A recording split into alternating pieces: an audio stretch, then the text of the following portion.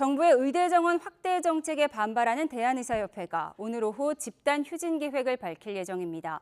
이번 휴진에는 전국의 의대 교수들도 참여할 것으로 보여 여파가 클 전망인 가운데 정부도 한덕수 국무총리가 오후 기자회견을 열고 대응책을 내놓을 것으로 보입니다. 취재기자 연결하겠습니다. 김주영 기자. 네, 사회부입니다. 네, 의대 증원을 둘러싼 의정 갈등 좀처럼 잦아들지 않고 있는 것 같습니다. 오늘 의협이 집단 휴진 계획을 밝힌다고요? 네, 대한의사협회는 오늘 오후 2시 의협회관에서 전국 의사 대표자 대회를 엽니다.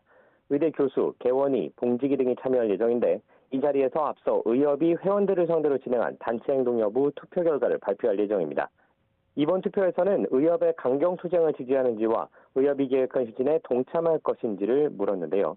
공식 발표가 나기 전이지만 강경 투쟁 지지는 물론 휴진에 찬성한 회원이 과반을 넘는 것으로 전해졌습니다. 집단 휴진이 이루어진다면 오는 20일에 진행될 가능성이 크다는 분석인데 그럴 경우 지난 2000년, 2014년, 2020년에 이어 네 번째 집단 행동이 됩니다.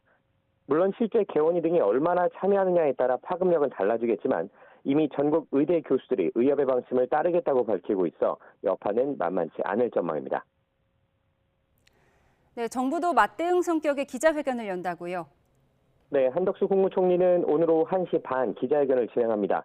조규홍 보건복지부 장관과 이주호 사회복총리 겸 교육부 장관이 함께할 예정입니다.